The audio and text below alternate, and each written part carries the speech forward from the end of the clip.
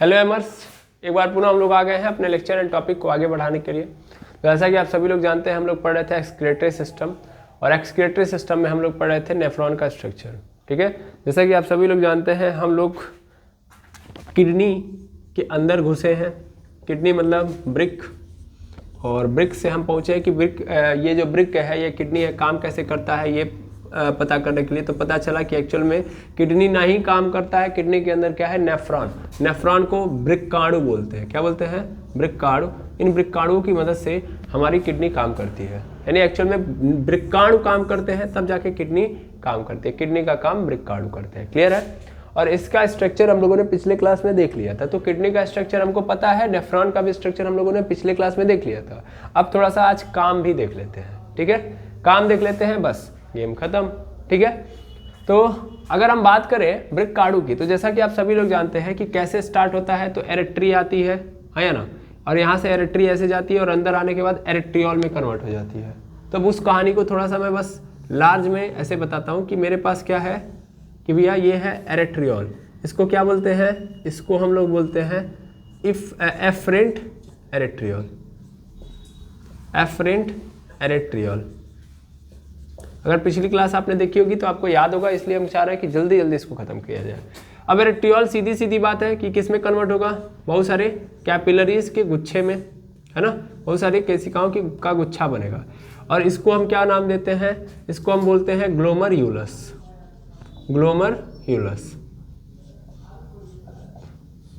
ग्लोमर्यूलस। ठीक है, ग्लोमर्यूलस बोलते हैं। और इस ग्लोमर्यूलस से अगेन एक और क्या निकलती है? पाइप निकलती है। ये भी एक एरेट्रियोल की ही पाइप है। ये भी क्या है?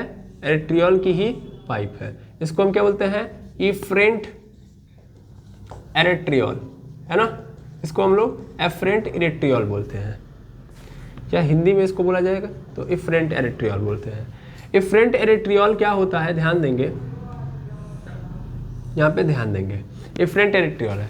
इफरेंट एरेट्रियोल क्या होगा? फिर यहाँ से आगे जाएगा, लेकिन उससे पहले थोड़ा सा हम पीछे आते हैं। ग्लोमर्यूलस के नीचे एक कप शेप में क्या होगा? एक कप शेप में ऐसे कुछ स्ट्रक्चर बना होगा, जिसको हम क्या बोलते हैं? इसको हम बोलते हैं बोमैन्स कैप्सूल। Bowman capsule. ठीक है, बोमैन्स कैप्सूल। और इसके नीचे से क्या होगी? एक ऐसे इस शेप में क्या निकली होगी? एक पाइप निकली होगी। ठीक है, जिसको क्या नाम दिया गया है? पीसीटी। क्या बोला जाता है? पीसीटी। पीसीटी क्यों बोला जाता है? अच्छा, पीसीटी का फुल फॉर्म क्या है पहले तो ये बताइए। प्रॉक्सिमल कॉन्वुलेटेड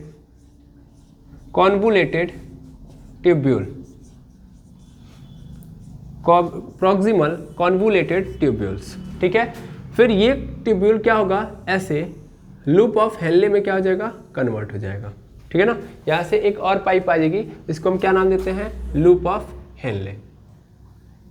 इसको सही तरीके से हम बना देते हैं। एक काम करते हैं, यहाँ तक रखते हैं इसको थोड़ा और ऊपर लेके जाइए यहाँ से। ये लूप ऑफ हेनले है। ठीक है, ठीक। अब ये लूप ऑफ हेनले है, इसको लिख दीजिए लूप ऑफ हेनले। ठीक है, अब इसके बाद यहाँ से फिर ऐसे मुड़ावदार पाइप ऐसे फिर निकलेगी, और ये जाके यहाँ पे एक डक्ट होगा। इस डक्ट में क्या हो जाएगी? कनेक्ट हो जाएगी। इस डक्ट को क्या नाम देते हैं? Collecting duct. Collecting duct. ठीक है, ठीक। और इसको, ये जो इतनी दूर मुड़ी हुई पाइप है, इसको हम क्या नाम देते हैं? डीसीटी। डीसीटी का मतलब डिस्टल कॉन्वुलेटेड ट्यूब्यूल।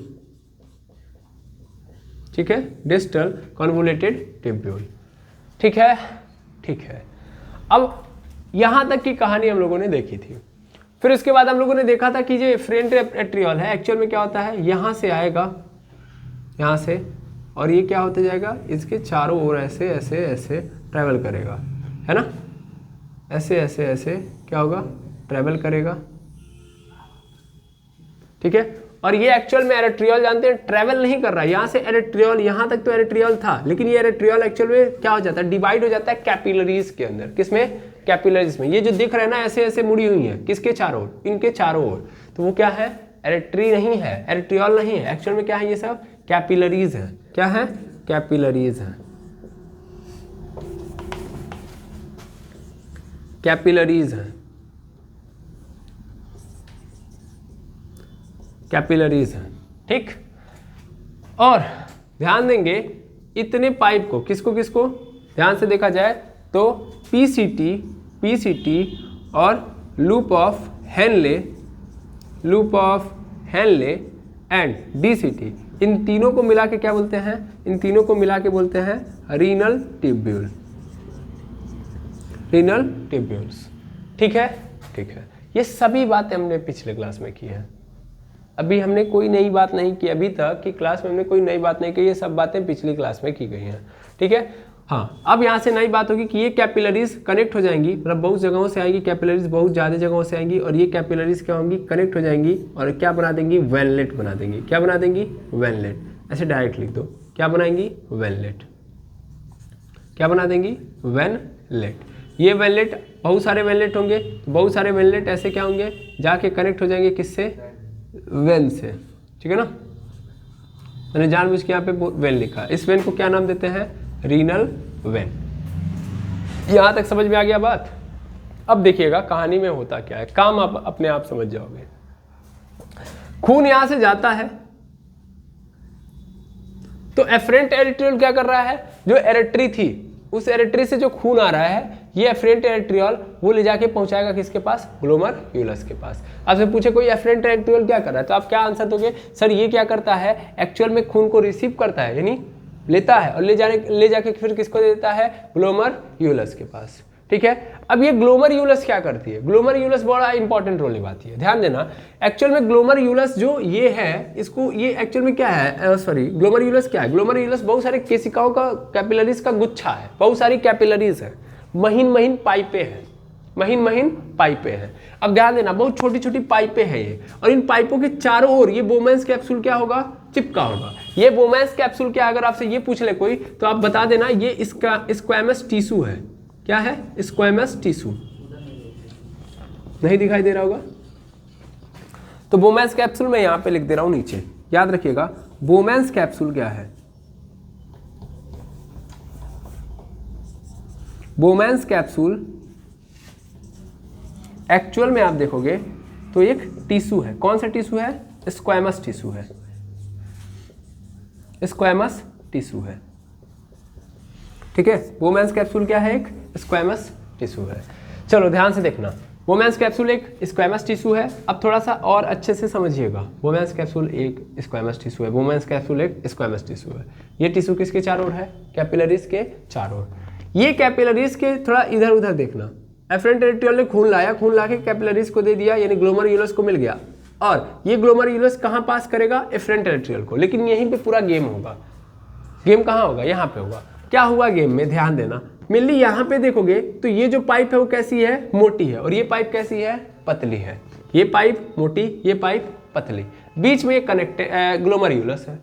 अब ये मोटी है यानी थिक पाइप है, थिक पाइप। थिक पाइप का मतलब ये मत समझना, थिक पाइप का मतलब ये होता है कि ना उसकी जो अंदर की जो परत है वो मोटी हो जाएगी, तो थिक नहीं लिखेंगे हम, यहाँ पे लिखेंगे कि यहाँ पे डायमीटर, यानी बीच का जो गैप है, बीच में जो गैप है वो ज़्यादा है। तो डायमीटर क्या है? डायमीटर, डायमीटर मतलब क्या होता है? व्यास। डायमीटर क्या है? व्यास। व्यास क्या है? यहाँ पे ज़्यादा है, जबकि यहाँ पे क्या है? यहाँ पे डायमीटर देख रहे हैं कम है, तो डायमीटर यहाँ पे क्या है? कम। डायमीटर कम है। पेशेंस रखिए, मजा आएगा। अब हुआ क्या? खून यहाँ से गया, ग्लोमरुलस में गया, ग्लोमरुलस के बाद अब खून आगे जाना है, लेकिन आगे की पाइप क्या है? बहुत पतली है। क्या मेरी बात समझ पा रहे हैं? अब पतली होने से क्या होगा? खुद सोचो यार कि मान लो यहाँ पे इतना सारा खून है, आगे का खून क्या है? पतला है, सॉरी आगे की पाइप क्या है? पतली है, इधर से क्या है? मोटी पाइप है। तो ये पाइप क्या जनरेट करेगी? प्रेशर जनरेट करेगी? नहीं करेगी? किस पे प्रेशर जनरेट करेगी? इस पे करेगी, इस ग्लोमरुलस पे। इस ग्लोमरुलस पे क्या होगा? प्रेशर जनरेट होगा, क्योंकि आगे की जो पाइप है वो पतली है, इधर खून भरा पड़ा है, तो आगे का रास्ता छोटा है, तो पूरा अच्छे तरीके से जा पाएगा नहीं। तो खून क्या हो जाएगा? इस ग्लोमरुलस पे क्या आएगा? प्रेशर आएगा। क्या आएगा? प्रेशर। इस प्रेशर के कारण वो क्या करेगी? ये जो ग्लोमरुलस है वो दबाएगा, खून को क्या करेगा? कंप्रेस करेगा। सीधी बात है ना भाई, हमको पूरा का पूरा खून भेजना है तो पूरे को कंप्रेस करना पड़ेगा, नहीं करना पड़ेगा? नहीं समझे? नहीं सर। जैसे एक बात समझो कि कि हम कोई बड़ी पाइप लिए हैं, मोटी पाइप। आप कभी देखेंगे जब आप पानी वगैरह चला रहे होंगे तो पानी में आप देखते हो जब खेत दूर रहता है तो जो मशीन होती है उस मशीन से पाइप हम क्या करते हैं लेके जाते हैं। तो अगर मान लीजिए आपने जो पाइप ली है अगर वो सेम साइज़ का सेम क्या बोलते हैं उसका डायमीटर है, पाइप का जो ओपनिंग है, ओपनिंग जानते हो ना, देखते हैं ना, फीता लगाते हैं जिसको आप बोलते हैं नॉर्मल भाषा में। तो फीता जो है उस मान लीजिए एक का डायमीटर ये है, दूसरे का भी डायमीटर सेम है, तब तो जो पानी चलेगा वो तगड़ा चलेगा, अच्छे से चलेगा। लेकिन अगर ऐसा होगा कि हमने पिछला पाइप जो रखा था वो मोटा रखा था, आगे वाली पाइप क्या है पतली है, तो स्वाभाविक सी बात है वो पाइप इसके अंदर एडजस्ट नहीं होगी, जो ही पानी का फ्लो आएगा ये फेंक देता है। देखते होंगे आप लोग, जो लोग खेत वगैरह में काम करते होंगे उनको पता होगा कि मोटी पाइप है, इधर पतली पाइप, उसके अंदर ऐसे रखा तो फेंक देता है, फेंक देता है ना। लेकिन हम क्या करते हैं वहाँ पे बांधते हैं, क्या करते हैं बांध देते हैं। अगर मेरे पास कोई ऑप्शन नहीं है तो हम क्या करेंगे बांधेंगे, और वहाँ पे बांध देने के बाद क्या होगा तब हम किसी तरह चलाते हैं। लेकिन आप देखेंगे जहाँ पे सेक्शन है, मतलब सॉरी जहाँ पे आपने ज्वाइंट किया है वहाँ पे बहुत ज़्यादा प्रेशर होगा, होगा कि नहीं होगा, बहुत ज़्यादा प्रेशर होगा। सेम कहानी है, इस सेक्शन पे बहुत ज़्यादा प्रेशर होगा। इस प्रेशर के कारण ये जो ग्लोमेरुलस है उस ब्लड को एकदम क्या करेगा दबाएगा, दबा के ताकि इधर भेज पाए, दबाएगा। इस दबाव के कारण क्या होगा कि ये जो खून के अंदर के जो पार्टिकल है वो क्या हो जाएंगे बाहर आ जाएंगे। समझे नहीं समझे नहीं। अभी आप काम करो, एक काम करो, ऐसे समझो कि एक कपड़ा ले लेना, एक कपड़े के अंदर आप लोग पनीर वनीर देखे कहीं फाड़ते हुए, तो पनीर फाड़ते हैं लोग जानते हैं क्या करते हैं, ये दूध का पूरा होता है, थक्का जमा होता है, उसमें पानी भी होता है। तो ऐसे एक कपड़े में, सूती कपड़े में लेते हैं, उसको ऐसे पकड़ते हैं, उसको निचोड़ते हैं, हाँ या ना, ऐसे करके निचोड़ते हैं ना। कपड़े में ले लिया, कपड़े में लेने के बाद पूरा का पूरा उसको क्या करेंगे निचोड़ेंगे, तो उसमें से क्या निकल रहा होगा पानी। खूब निचोड़ेंगे तो केवल और केवल क्या मिलेगा हमको, पनीर मिलेगा। जब दूध फटता है तो देखते हैं ना थक्का होता है दूध के अंदर, ये उसके साथ साथ पानी भी होता है। हमें पानी को क्या करना है अलग, सिर्फ क्या करना है पनीर पकड़ना है। तो हम क्या करते हैं उस कपड़े में लेते हैं, उसको दबाते हैं, जब दबाएंगे तो पानी पूरा का पूरा क्या हो जाएगा बाहर, यही होता है ना। यहाँ पे क्या होगा, यहाँ पे चूंकि इसके अंदर पानी रह सकता है, ये पानी वाली पाइप है तो इसमें पानी तो रह सकता है, लेकिन जो बाकी के पार्टिकल वो क्या हो जाएंगे बाहर। तो यहाँ पे ग्लोमेरुलस पे क्या पड़ता है प्रेशर। इस प्रेशर के कारण जो अंदर के एलिमेंट है, यानी अंदर के पदार्थ है किसके अंदर, ब्लड के अंदर, वो सब के सब कहाँ चले जाएंगे इस बोमेंस कैप्सूल में निचोड़ के, क्योंकि आगे क्या है प्रेशर है। तो अपने आप को क्या करेगा दबाएगा, दबाव पड़ेगा, दबाव से क्या होगा कि जो अंदर के कंपोनेंट है वो क्या हो जाएंगे नीचे चले जाएंगे। अब क्या जाएंगे, तो जो चीजें हैं मैक्सिमम क्या, ग्लूकोज है ग्लूकोज चला जाएगा, सॉल्ट है सॉल्ट चला जाएगा, अमोनिया है अमोनिया चला जाएगा, क्या बोलते हैं उसके बाद यूरिन है, सर यूरिन कह रहा हूँ, यूरिक एसिड है यूरिक एसिड चला जाएगा, फैट है प्रोटीन है, ये जितनी भी चीजें हैं वो सब की सब क्या हो जाएंगे निचोड़ के इधर चले जाएंगे। इसको हम बोलते हैं अल्ट्रा फिल्टरेशन। क्या बोलते हैं अल्ट्रा फिल्टरेशन। अल्ट्रा फिल्टरेशन क्यों बोला, क्योंकि सब निकल गया बाहर, सब नहीं निकलना था हमको। हम किडनी में खून को इसलिए लेके आए हैं ताकि वो चीजें जाए जो खराब है, लेकिन यहाँ पे तो सब निकल गया ना, सब निकल के कहाँ चला जाता है बोमेंस कैप्सूल में। इस प्रोसेस को हम क्या नाम देते हैं अल्ट्रा फिल्टरेशन। क्या मेरी बात समझ पाए। तो यहाँ पे ध्यान दीजिएगा, इस चीज को लिखिएगा कि ड्यू टू हाई प्रेशर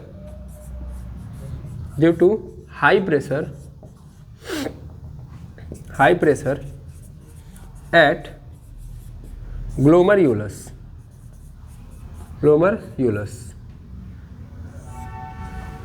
अब यहाँ पे हिंदी में लिख लीजिए, ब्लड से सारे पदार्थ बाहर आ जाते हैं,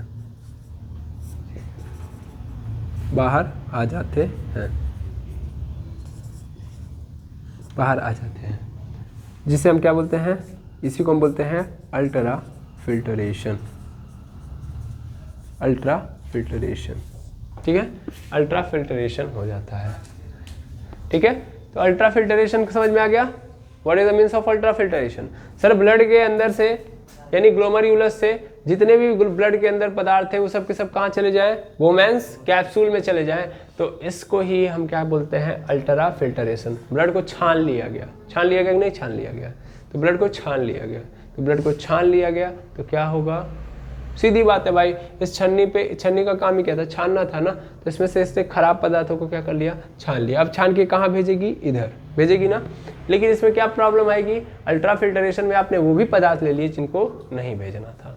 तो अब हम देखते हैं अल्ट्रा फिल्टरेशन में कौन कौन से पदार्थ छाने हैं, कैसे छाने, समझ में आ गया, हाँ या ना। तो मैं इस साइड पहले खाली करूंगा, फिर यहाँ पे दिखाऊंगा आपको कि क्या हुआ। ओके, पहले इतना नोट डाउन करिए।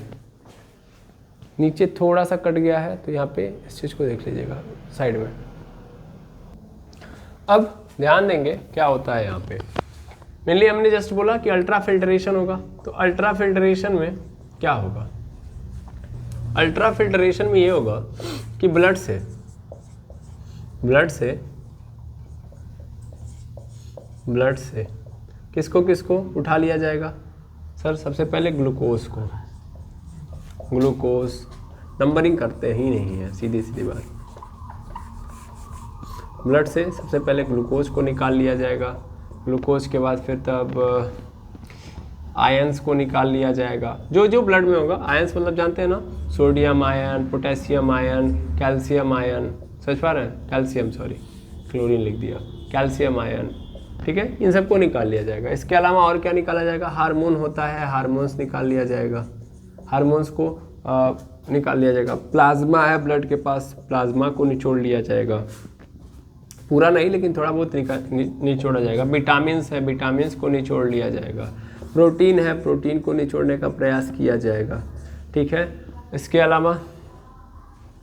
अलावा एमिनो एसिड है, एमिनो एसिड को निचोड़ लिया जाएगा।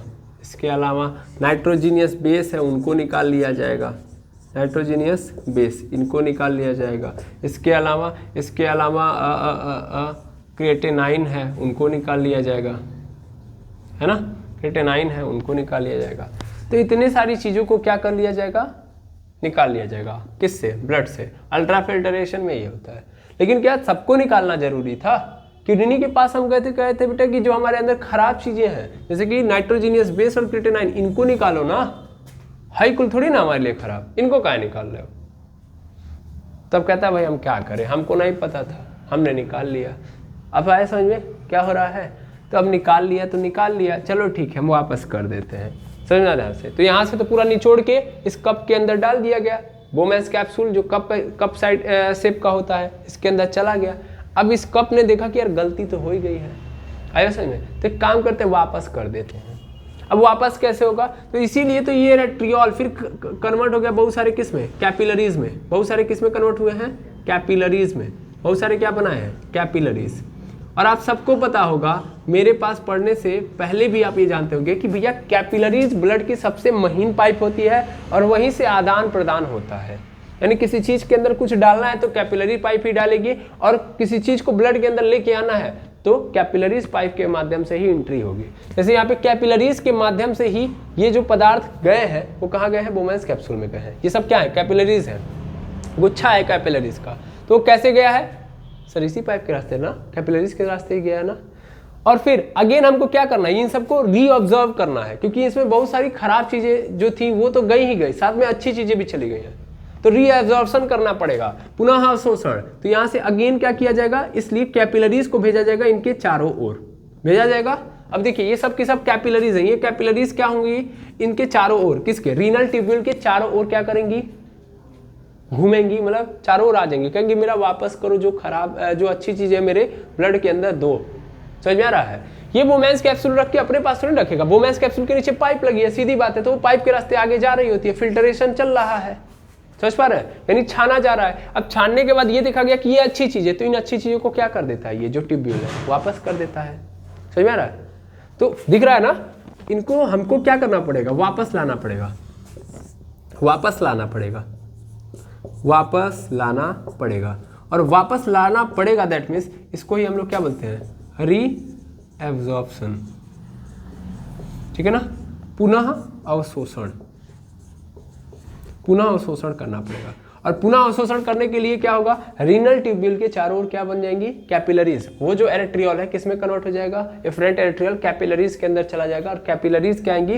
रीनल ट्यूब्यूल के चारों ओर घूमने लगेंगी, कहेंगे मेरा वापस करो, ठीक है। तो ये रीअब्जॉर्प्शन कहाँ होगा? रीनल ट्यूब्यूल्स के चारों ओर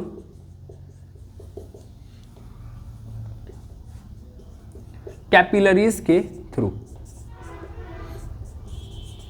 कैपिलरीज के थ्रू, ठीक है, कैपिलरीज के थ्रू होगा। क्लियर है? अब ये कैपिलरीज क्या करेंगे? रीअब्जॉर्प्शन करेगी। तो रीअब्जॉर्प्शन में क्या होगा? रीअब्जॉर्प्शन में किसको किसको वापस ला दिया जाएगा? इन सबको। रीअब्जॉर्प्शन किसका होगा? अगर आपसे कुछ पूछ ले रीअब्जर्वेशन, रीअब्जॉर्प्शन किसका होगा, तो किसका होगा? सर इन्हीं को उठा के चिपका दो, चिपक जाएंगे, यहाँ पे चिपका लेना। ओके, रीअब्जॉर्प्शन मटेरियल किनका, किन किन मटेरियल का रीअब्जॉर्प्शन होगा, तो इनका क्या हो जाएगा, रीअब्जॉर्प्शन हो जाएगा। क्या मेरी बात समझ में आई? ठीक है, हाँ या ना, बोलिए, कोई दिक्कत? आपसे पूछ सकता है कि रीअब्जॉर्प्शन किसका होगा, या रीअब्जॉर्ब्ड मटेरियल, आप ऐसे भी लिख सकते हो, रीअब्जॉर्ब्ड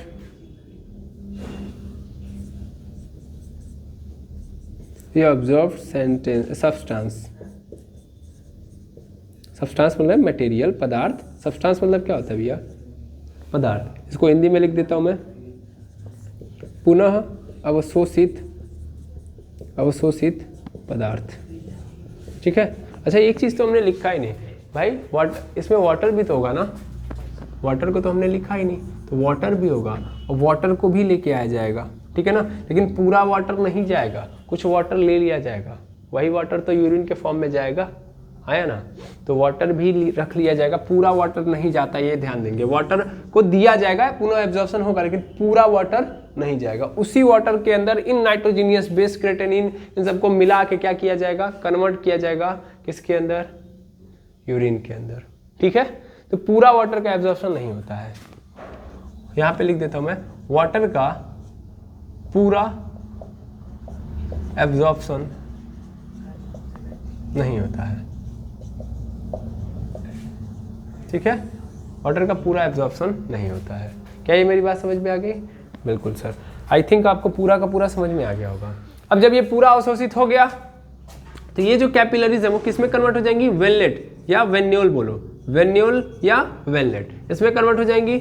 और ये वेनलेट किससे जाके कनेक्ट हो जाएगी, ब्लड से, रीनल वेन से। किससे कनेक्ट हो जाएंगी, रीनल वेन से। रीनल वेन फिर किससे जाके कनेक्ट हो जाएगी, सर वेना कावा। कौन से vena cava, inferior vena cava, है ना, इन्फेरियर वेना कावा। और इन्फेरियर वेना कावा से कहाँ, हार्ट, है ना, इन्फेरियर वेना कावा से हार्ट। पहुंच गया ब्लड, देखो ब्लड आया इसके अंदर और यहाँ से सफाई करवा लिया, सफाई करवा के फिर हार्ट में चला गया। समझ में आया? देखो कितना आसान है प्रोसेस। समझ में आया कि एक नहीं आ गया? कितना आसानी से आपने समझ भी लिया। आई थिंक आपको दिक्कत नहीं होनी चाहिए अब, है ना। अब बाकी का क्या हुआ सर, इसमें तो इन पदार्थों को क्या कर लिया है, इस रीनल ट्यूब्यूल के अंदर रख लिया गया है। अब ये रीनल ट्यूब्यूल क्या करेगा, ये जो रीनल ट्यूब्यूल है इसको यहाँ से उठाएगा और ले जाके क्या करेगा, मतलब इसको पूरा कन्वर्ट कर देगा। कन्वर्ट इनटू, यहाँ पे लिख दो, कन्वर्टेड इनटू यूरिन। इन सबको क्या कर लेगा, यूरिन के फॉर्म में कन्वर्ट कर लेगा। और इस यूरिन को कहाँ पे इकट्ठा करेगा, कलेक्टिंग डक्ट में। और कलेक्टिंग डक्ट से ही पेल्विस के रास्ते, मतलब यहाँ से ही कनेक्ट कर देगा। कलेक्टिंग डक्ट को किससे कनेक्ट कर दिया जाएगा भैया, कलेक्टिंग डक्ट को कनेक्ट कर दिया जाएगा यूरेटर से। किससे, यूरेटर से। फिर ये यूरेटर कहाँ ले जाएगा, यूरिनरी ब्लैडर में, यूरिनरी ब्लैडर में। और यूरिनरी ब्लैडर से क्या हो जाएगा, यूरिनरी ब्लैडर से क्या हो जाएगा, यूरेथ्रा में, और यूरेथ्रा से बाहर। क्लियर है? इस तरीके से खेल चल रहा है। आई होप समझ में आ गया होगा। ठीक है, क्लियर है? अल्ट्रा फिल्टरेशन होता है, अल्ट्रा फिल्टरेशन के बाद फिर रीअब्जॉर्प्शन होता है, क्योंकि रीअब्जॉर्प्शन नहीं होगा तो भैया हमने जो हमारे अच्छे मटेरियल थे वो भी चले गए। तो फिर रीअब्जॉर्ब किया जाता है सब्सटेंस को, रीअब्जॉर्ब करके फिर अगेन देखेंगे तो वेनलेट से वेन से वेना कावा हार्ट, फिर से चलते रहेगा खेल। इधर क्या हुआ, इधर जो खराब पदार्थ है नाइट्रोजनियस बेस, क्रिएटिनिन, इन सबको क्या कर लिया जाएगा, इन सबको क्या कर लिया जाएगा, कन्वर्ट कर लिया जाएगा यूरिन के फॉर्म में। किस फॉर्म में, यूरिन के फॉर्म में। और यूरिन से फिर क्या बना दिया जाएगा, यूरिन से क्या बना दिया जाएगा। अच्छा यहाँ पे एक चीज़ तुमको समझाना चाहता हूँ, यहाँ पे एक चीज़ तो मैंने लिखी नहीं, अगेन मैंने नहीं लिखी एक्चुअल में। यहाँ पे यूरिया भी होगा, क्योंकि अमोनिया बनेगा, अमोनिया से क्या होगा, लीवर यूरिया में कन्वर्ट करेगा और इस यूरिया को भी ले लिया जाएगा, यही यूरिया फिर यूरिन में कन्वर्ट होगा। यहाँ पे यूरिया भी लिख लेना, ठीक है। ये सब मिलजुल के क्या बनाएंगे, यूरिन बनाएंगे। और यही यूरिन फिर कहाँ जाएगा, कलेक्टिंग डक्ट में जाएगा। इस रीनल ट्यूब्यूल से किसमें, रीनल ट्यूब्यूल किससे कनेक्टेड है, कलेक्टिंग डक्ट से। कलेक्टिंग डक्ट से फिर कहाँ चला जाएगा, यूरेटर में, यूरेटर से यूरिनरी ब्लैडर, यूरिनरी ब्लैडर से यूरेथ्रा में, और वहाँ से यूरेथ्रा से बाहर। खत्म हो गया खेल। समझ में आ गया कि नहीं आ गया, बोलिए कोई दुविधा। तो आई होप मैंने पूरा का पूरा ये फंक्शन समझा दिया, कैसे काम चल रहा है, कैसे साफ सफाई चल रही है, समझ में आ गया। ओके, तो इस तरीके से पूरा खेल होता है। इसको नोट डाउन कर लेंगे, मिलेंगे नेक्स्ट क्लास में और नई बातें सीखेंगे। आज के लिए इतना ही, पहले इतना याद रखिए, फिर अगेन आएंगे तो एक शॉट में इसको खत्म कर दिया जाएगा, जितना भी पढ़ा है सब खत्म कर दिया जाएगा कल। तो विश्वास रखिए, कल की क्लास और इंपॉर्टेंट होगी। अभी आज इतना याद रखेंगे। मिलते हैं नेक्स्ट वीडियो में। Thank you very much एमर्स।